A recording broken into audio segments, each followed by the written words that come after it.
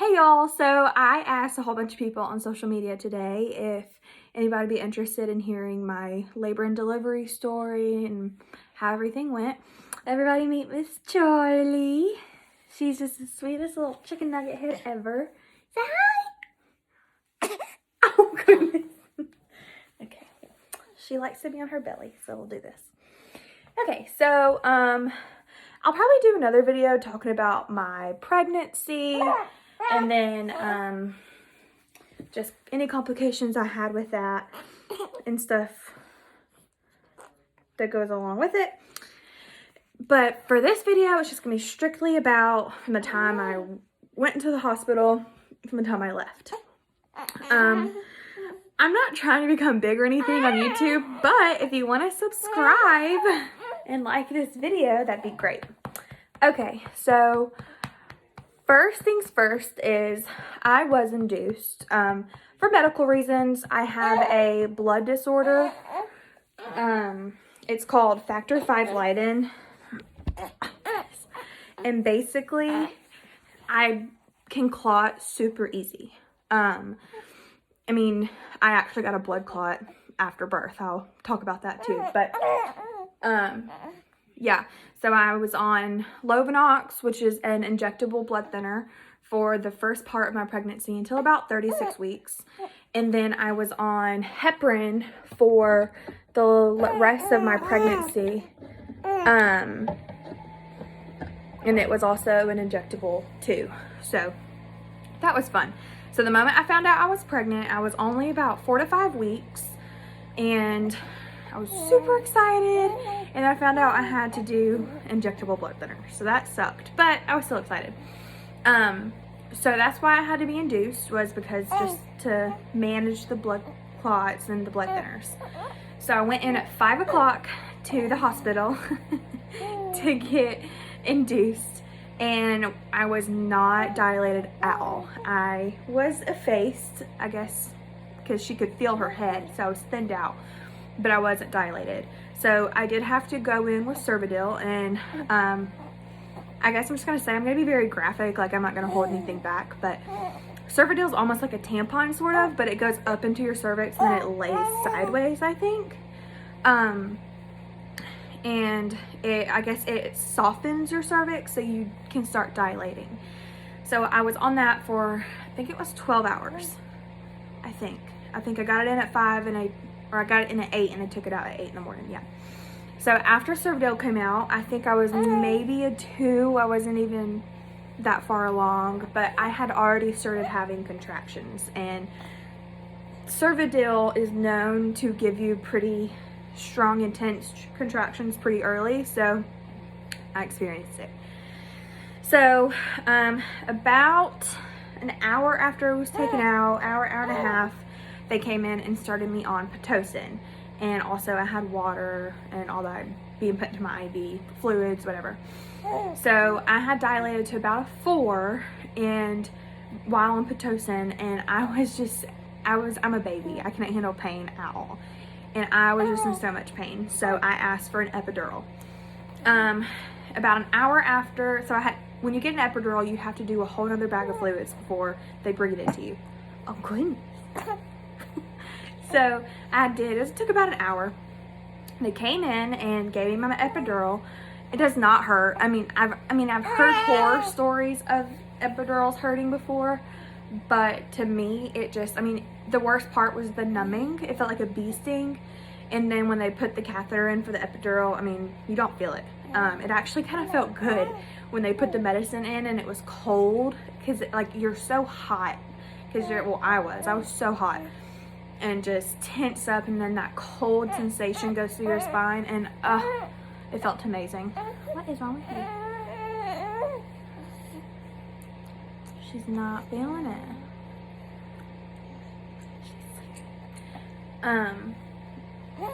So epidural, got it, and I have always heard, you're not gonna be able to feel anything. You will be numb, you can't even lift your legs. That's what I've always heard. I don't know if it just doesn't work for me, or maybe it shifted. That's what a lot of people have been saying, is that my epidural shifted, but I mean, I never felt it even after like the 15 minutes you have to wait for it to fully kick in. I could still lift my legs up. I mean, honestly, if I wanted to get up and walk, I probably could have. I felt everything. I felt every contraction. I felt just it get more intense and intense and intense. So it got to the point to where I was at 7 centimeters and I was in so much pain, and I had been in labor, well, in total I was in labor for 36 hours, and then I pushed for 3 hours. But when I got to 7 centimeters, I was in so much pain. I was like ready to give up. I was ready to, I begged my nurse. She was awesome, by the way, but I begged her. I was like, can I please do like a voluntary C-section? Like, I just wanted to get it over with. I had been in labor so long and I hadn't slept at all. I got fentanyl, I got Ambien, Benadryl, I got every pain med or sleep aid that they could have given me with my blood clotting disorder, and nothing put me to sleep. I mean, the fentanyl took the edge off and I was kind of loopy. The Ambien made me loopy, and the Benadryl just helped with the itching from the fentanyl, I think. But I never went to sleep the entire time. So I was just like, at 7 centimeters, I was at that point where I was like wanting to give up. I was just over it. I was so tired. I was in so much pain, and I was thinking like getting a C-section was the easy way out. And I know like so many women who have had C-sections, and I know it's not easy by any means. And I know recovery is probably one of the hardest things that a woman could go through when it comes to birth. So she really, my nurse, like, she didn't tell me no, but she kind of just talked me up. She was like, I just want to let you know, like, you are strong. Like, you can do this. This is what women are meant to do. Like, I know it's hard right now, but just think, in however many more hours, like, you're going to have her in your arms. And she really, like, helped me get over that hump of, like, oh, I can't do it. Like, I kept telling myself, I can't do it. There's no way. I don't have the energy. And then, like, just her giving me that pep talk, like, she left the room, and me and Alex, my husband, we talked, and obviously he supported me no matter what I wanted to do, but he also lifted me up as well. And he was like, I mean, Chloe, like, I'm gonna be here for you. I'm gonna help you. I'm gonna lift you up. I mean, he was just such a big support too. So I think having that support system helped a lot. But the nurse, I wish I could remember her name. It starts with a K, I know that, but she was awesome. She was so good. And so she came back in to check on me, and I told her I wanted to keep going. I wanted to keep trying. I just pushed through those contractions, even though I know my epidural didn't work. Because, I mean, there's no way I would have felt that amount of pain if I had an epidural. So got to the point where I was at a 9. And I was at a 9 for a while. So they like lifted my bed up. So I was basically sitting like straight up like I am in this chair in the hospital bed. And that was the most painful, uncomfortable situation, because the pressure, like when they say like it feels like you have to shit, that's what it feels like. And I was at that point where I was like, I need to push. Like, I'm gonna push. They're like, no, like, you're only at a 9, 9.5. I don't even know what I was at that point when I was telling them I'm gonna push. I don't care what they say. And so, like, not even 15 minutes later, my doctor came in there and checked me, and she was like, okay, you're ready. Let's do a couple practice pushes and see. So I was like, okay. So I started pushing, and there she was. Like, she was ready to come on out. Her head was there. They could see her hair. She was ready. So they laid me back down, and I started pushing. I don't really know how to explain to do it. I mean, you just gotta push down bare hard and give it your all. Like, it's almost like you are having, like, pushing like you have to poop, but you're also like curling over your belly, pulling your, I mean, it's so much, it's insane. But there was this nurse there who was she was a know-it-all, I guess you could say. Like, I guess she had been there for a long time, and she thought all of her methods worked. So basically, she took a sheet, and she made me put my legs down, which hurt because I mean I have this baby coming out of my cooch, and she wanted me to put my legs down, and it was almost like I was squishing. I know I wasn't squishing her, but that's what it felt like. I was squishing her head, and she wanted me to like pull on the sheet while I was pushing. I don't know. It was so uncomfortable and so painful, and like she wouldn't listen to me. I kept saying like, I don't want to do this, like this hurts, and like she just wouldn't listen. And I finally had I had to be a bitch, and I'm not like that at all to people because I know like that's their job, but like she would not listen, and I was like, I don't want to do this. And then she was like, okay, well you're gonna be pushing for a long time then. I was like, I don't care, like this hurts, like I'm already in pain and I don't want to do anything else that's going to cause even more pain. God. So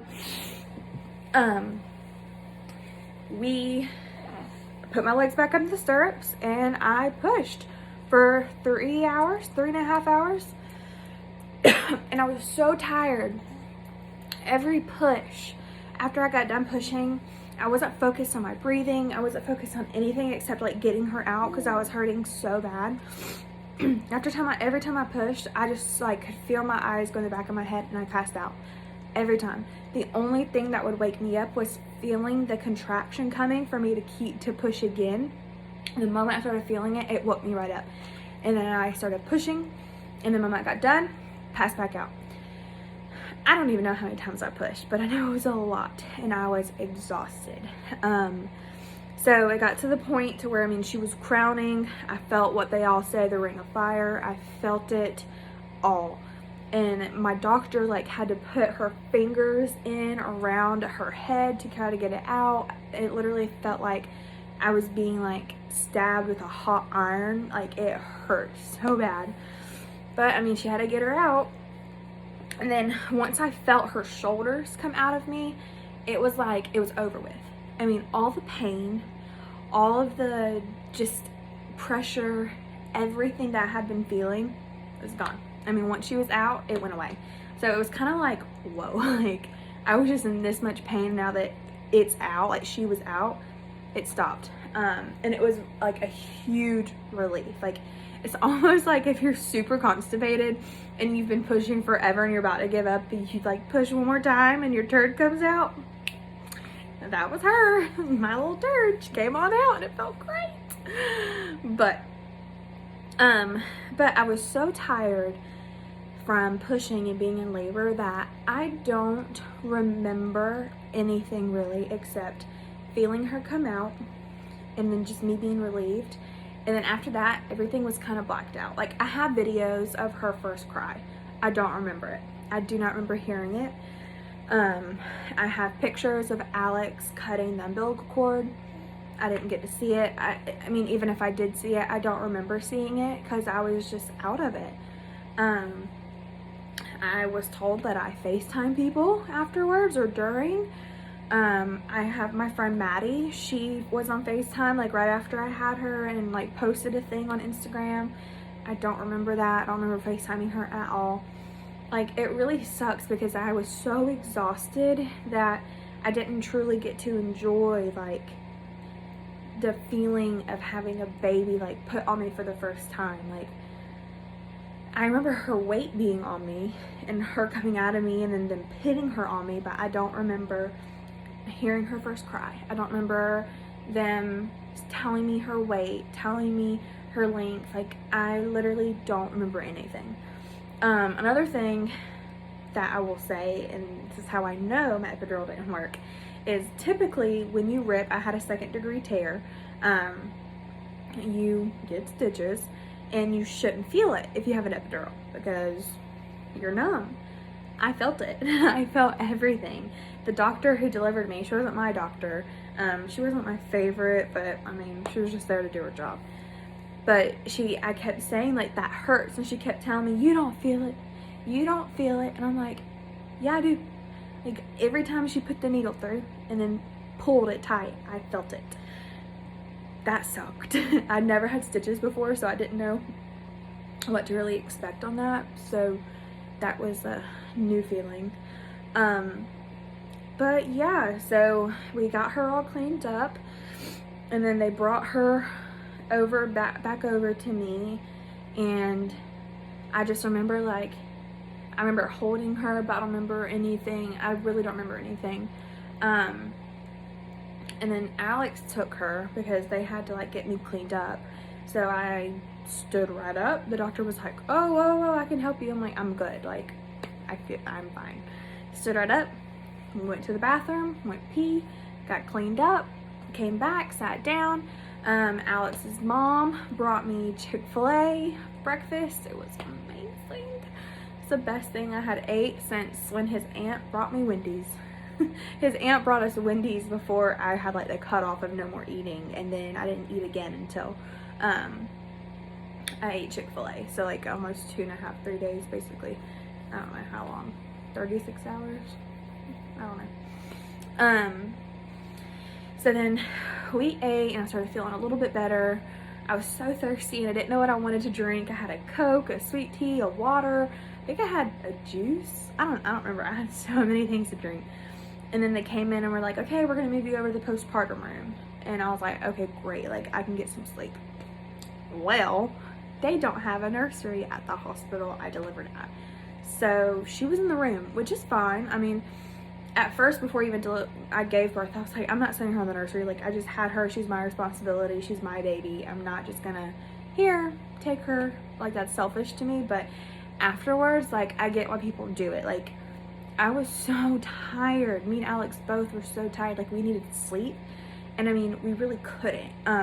She had a lot of choking spells when we got over to the postpartum room, like, bad. And I mean, to where, like, the nurses had to come in and help. And then me and Alex, like, we were so paranoid. Alex at one point just, like, stayed up all night with her on his chest because he was worried. And so, I mean, like, then I felt bad because I was like, he's awake. I mean, granted, I did just push her out, but I still, like, just me personally, I felt bad because he was awake the whole time and I was just gonna go to sleep. Like, no, like, that's our baby together. So luckily there was a nurse in the postpartum room. She was amazing. She was so sweet. She came in and she could tell, like, we were just so exhausted. Like, she would literally speak to me and it would not comprehend. Like, she would ask me, like, important questions, like, about how I was feeling, how I was doing, how she was doing, and, like, I would just sit there because I was so tired. Well, she was so sweet. She said between certain hours of the night, they don't check on people in the rooms. They like to let them get some sleep. And she offered to take Charlie to sit by the nurse's station for about 3.5 hours or 4 hours, I think. I can't remember. And that was the best sleep. Well, second to best sleep we had gotten throughout the entire process. I mean, it was so needed. And, like, when she came back in, like, even though it was just for a short time, like, I had felt refreshed. So that was great. And then we did attempt to nurse. It wasn't the easiest thing. She had issues with latching. It got to the point to where she would only want to use a nipple shield, and then I just didn't, like, I was like, this is dumb. Like, I'd just rather pump and give her a bottle. Like, she's not even on, like, me naturally. She's eating through a piece of plastic on me, so I didn't really like it. And then I didn't produce a lot, so we had to supplement with formula with her. And it's true what they say. For me, it was like, once babies taste formula, that's it. Like, they did not want to go back, and she didn't. Like, I pumped about 2.5 ounces and gave it to her in a bottle, and she spit it all up. She didn't want it. Gave her formula, she took it right away. So she's formula fed, but she's chunky and happy, and she's fed, so that's all that matters. But we got home. We left on either the 1st or the 2nd of July. She was born on, we went in on the 28th of June. She was born on the 30th at 8:33 in the morning. And then we went home either on, I think on the 1st. I think. I could be wrong. 1st or 2nd, whatever. Came home. And everybody was so sweet. Like, we had meals prepped for us from his family, my family. We had people sending us gift cards for DoorDash. I mean, it was great to not have to worry about that. And then my mother-in-law, her Gigi, came over the first night. And again, part of me felt bad because I'm like, this is our responsibility, but I mean, like, we have to take care of ourselves before we could take care of her, really, because we were still, like, so out of it. And I hadn't showered the whole time I was at the hospital just because I didn't want to. Like, after I got done having her, like, I could barely even stand up to go pee. Like, it was just so exhausting. So we got home, we took a shower, we got refreshed, I got cleaned up, we sat in the living room around and just cuddled on her. And then when it got to be like 6 o'clock, we'd already ate. My mother-in-law was like, y'all go to bed, I'll watch her for the night, she's fine. And me and Alex lay down. The best sleep we have ever had in our entire lives. Lay down in our bed, and it probably didn't take us but 2 minutes to fall asleep. And we didn't wake back up until like 7 the next morning. So yeah, it was a pretty intense labor for me personally. I know other people go through probably way worse. There's actually a girl that I went to school with who just had a very traumatic thing happen to her and her baby. Luckily she's fine, the baby's fine, but I couldn't imagine going through what she went through. Like, she is such a trooper and so strong, but just for my experience personally, it was very traumatic. And it got to the point to where, like, I did not want another baby. I was like, I don't want to go through this. Like, I can get over giving myself shots. Like, I got over that like a month into it. It was like, those are shots, like, whatever. But just the whole labor experience, from like everybody that I had talked to, any other labor and delivery vlogs that I watched, like, it felt like it was such like a sweet, humbling moment for the mom and the dad. And for us, it was very tiring, very painful for me. And then I know Alex didn't like seeing me in pain, which hurt him. And then on top of it all, it was during a pandemic, so my own mom couldn't even be in the room with me, which was also a very emotional thing. But it all worked out, and she's here. But going back to the blood clot thing that I discussed in the beginning, so the hospital was supposed to put me on a heparin drip through my IV after I had her. Like, the moment she got done coming out of me, I was supposed to have it. They didn't do it. I didn't know that, and I mean, maybe it wasn't relayed to my doctor, but I mean, I guess doctor should know, but whatever. So I had gone from the evening of the 27th all the way until the 1st without any blood thinner. And even though I had those pumps on my legs to try to keep my blood flowing, like, I mean, once I got done pushing, like, I just kind of laid there. And then when I got home, I laid around a lot because I was on a covering. And then I woke up one morning, started walking around, and my leg hurt, like, super bad. I was like, oh, maybe I pulled a muscle from pushing. It didn't go away. So I went to the hospital and I got a ultrasound done, and I had a blood clot maybe about this long up in my, like, pelvic region, which is where, so you have, like, you have two main veins in your legs, and up there they split into two, and the top one was completely clogged, which is very terrifying because it was really high up, and if it breaks apart, it can cause a pulmonary embolism, which basically the clot hits your lung and it can kill you, basically. And my doctor was so, like, my hematologist doctor was so scared, and she was like, you need to go to the ER, you need to have surgery stat. And I was like, I just had a baby. Like, it's just so overwhelming. I was like, I can't just go have surgery, like, I have to take care of her. And so she was like, okay. She upped my Lovenox injections, and I took that for about a month, and the clot's still there, but it's like blood is going through it, so it's not like completely clogged, no blood's running through. I'm good. So yeah, she will be 3 months on the 30th of this month, and it has been the best 3 months of my life. My mind has definitely changed about having another one in the future. Just motherhood is probably the best thing that I have ever experienced. And, like, I'm at that point now where it's like, I had a baby. Technically I had drugs, obviously, but they didn't work. So I mean, I in a way had a baby pretty naturally, and I'm just like, I can do that again. Like, I know I can. And if you're ever at that point where you feel like you can't do it or you're scared, like, don't be. Like, your body knows what you can handle, and your body is meant for this. So just don't ever be discouraged, and know that you can do it. I did it, and I'm the biggest wimp in the world. You can ask anybody. I'm a cry baby. But yeah, so that's my long drawn out story.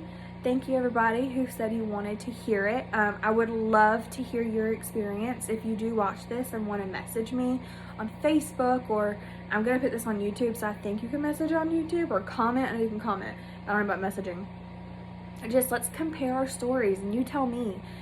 I mean, I love hearing birth stories. It's probably one of my favorite things to hear about, because I just love hearing everybody's different experiences, and I love it when a mom has a great experience. Like, it makes me so happy. I have a friend who had a pretty easy pregnancy and labor until the end, but I mean, like, I love that for them, like, that they got to enjoy it and got to truly take everything in. So yeah, give this video a thumbs up, and get ready for my whole pregnancy experience coming up after this one. Bye. Bye. Thanks, y'all.